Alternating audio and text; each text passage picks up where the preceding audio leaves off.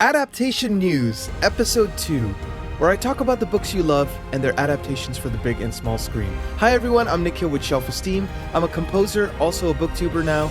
You can find my music in The Wheel of Time Season 2, His Dark Material Season 3, and the official Brent Weeks companion album for his series Lightbringer that came out last year. So I know a thing or two about adaptations because I've had the pleasure of working in that space. In fact, The Wheel of Time was my kind of gateway to fantasy in terms of reading, and I pitched for the show. I ended up working alongside Lauren Balfe as one of the additional composers on Season 2. So it was a wonderful experience and kind of a full circle moment for me. And just from pitching on adaptations, working on adaptations, I've kind of become more privy to some of the industry information about these adaptations, as well as, kind of having my ear to the ground of what articles are coming out about various books that we love. So I figured, I wanted to do this kind of a series every couple weeks, maybe every 2-3 weeks or so. The first episode of Adaptation News debuted on the channel, I think 3 weeks ago or something.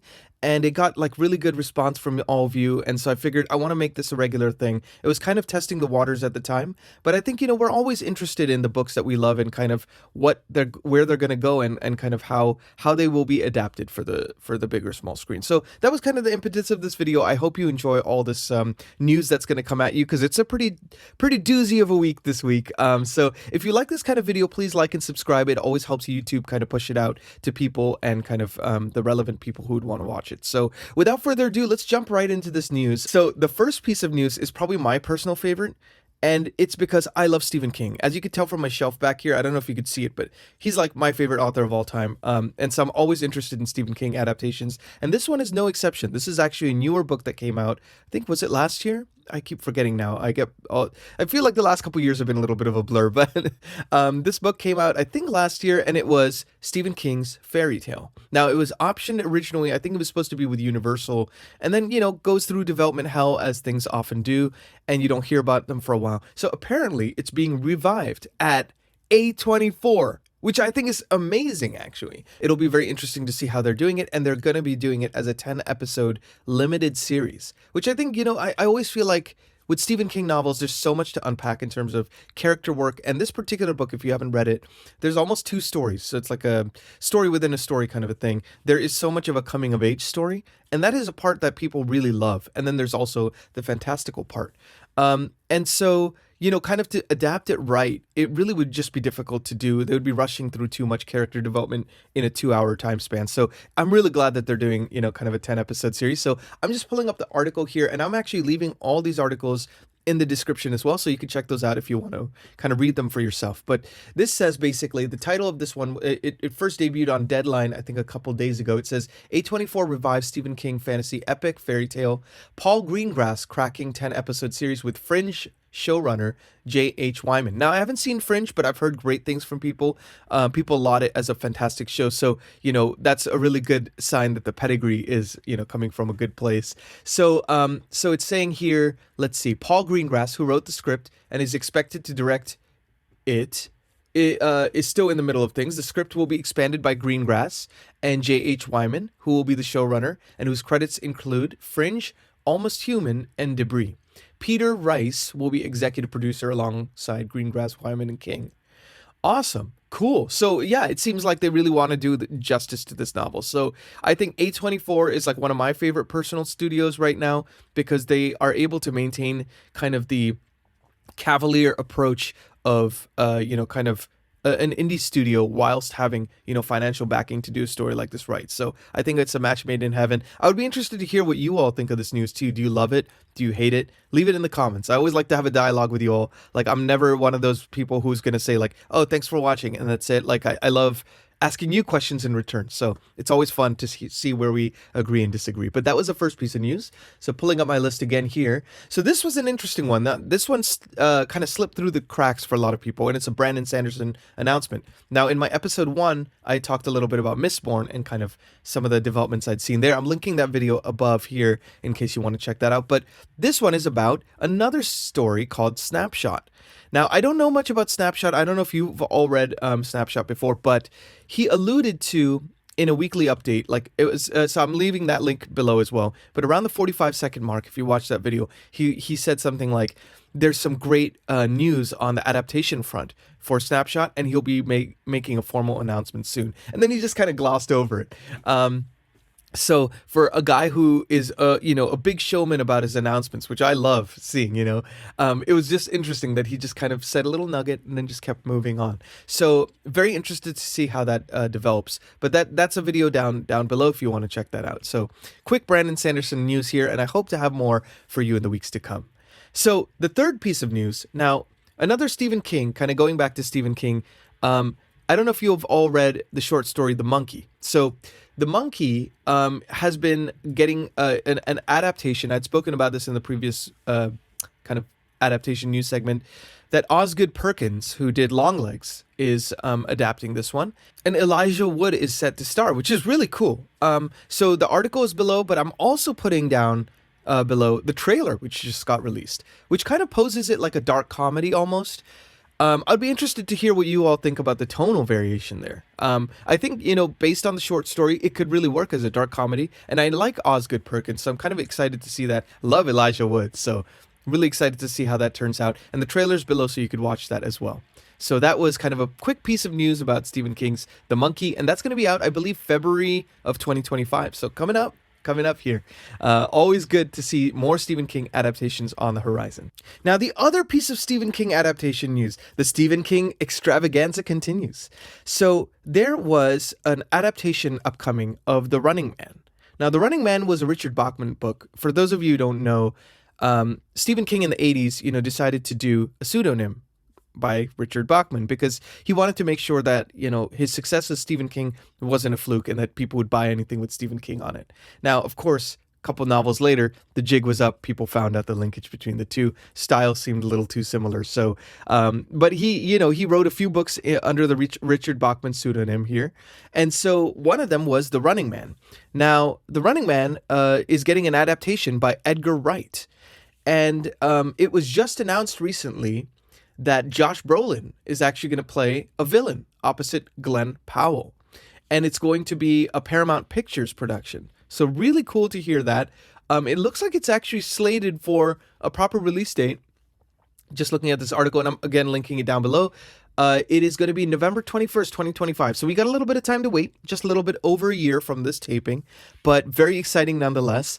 And, I don't know if you've all checked out like the original Arnold Schwarzenegger adaptation, but, that's quite different to the book, of course. And then, of course, there's going to be this one. So I'm excited to see kind of how Edgar Wright does this adaptation and if it will be more faithful and something like that. So let's see how it all goes. But moving right along to the next piece of news. Oh, wait, another Stephen King piece of news. So the Institute. The casting for The Institute rounds out with Brendan Baser as series regular, Mary Walsh and Jordan Alexander to reoccur. So I'm going to kind of read the little insert here in the article, and then, of course, it's down below. So it's an MGM Plus style thriller series, and it's based on the 2019 Stephen King novel, The Institute, basically about these kids who are kidnapped and kind of have experiments run on them for their telekinesis powers. So it's got a little Stranger Things vibe, but it's much darker, more twisted. I love the book personally. I know it's a little divisive with fans who, feel like it's a little too derivative, but I think it adds something very special, and I think it's going to be really good on the small screen. So I'm excited to see how that turns out.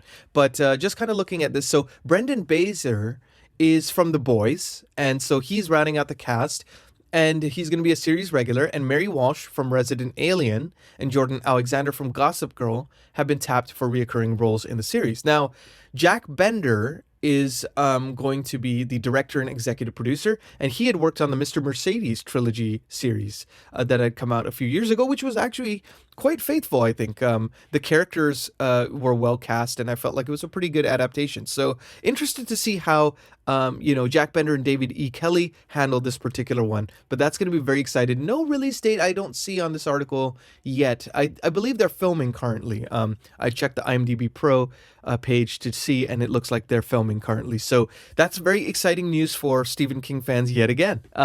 So moving right along to the next piece of news. So this one is not a book adaptation, but it is kind of the people who were previously involved in this were involved in some very high-profile book adaptations. So I figured, a lot of people have mentioned like, oh, would you be willing to put something about games being adapted, adapted in your adaptation news segment? So I'm like, okay, I'll throw one in here and just test the waters. But let me know if you'd like me to just kind of stick to the books. I'm happy to do that as well. But I wanted to let you know about this one, which is interesting, which was the God of War TV series at Amazon.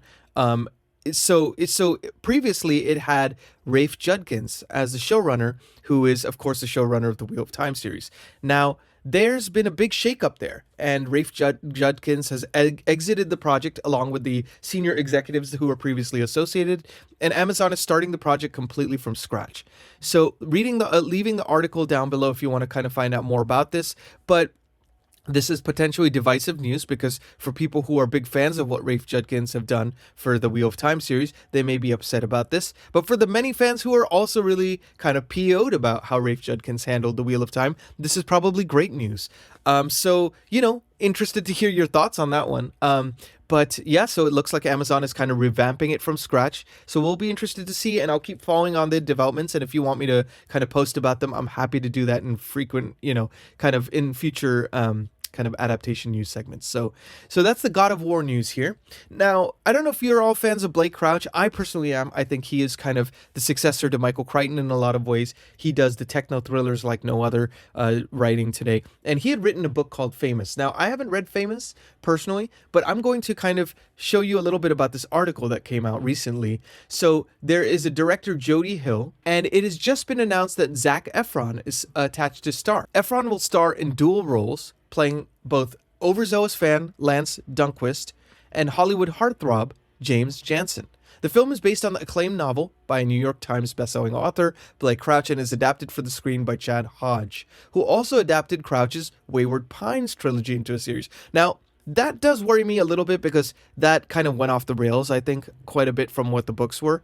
But you never know. Maybe second time's the charm. I don't know. But interested to hear what you all think about that. And if you've read Famous. And let me know in the comments if you think it's worth reading too, because I'm kind of... Blake Crouch has become an automatic author for me, but I don't know much about this book, so I'm interested to hear kind of what you think, what you all think about that. So moving right along to the next piece of adaptation news. It's quite a bit today.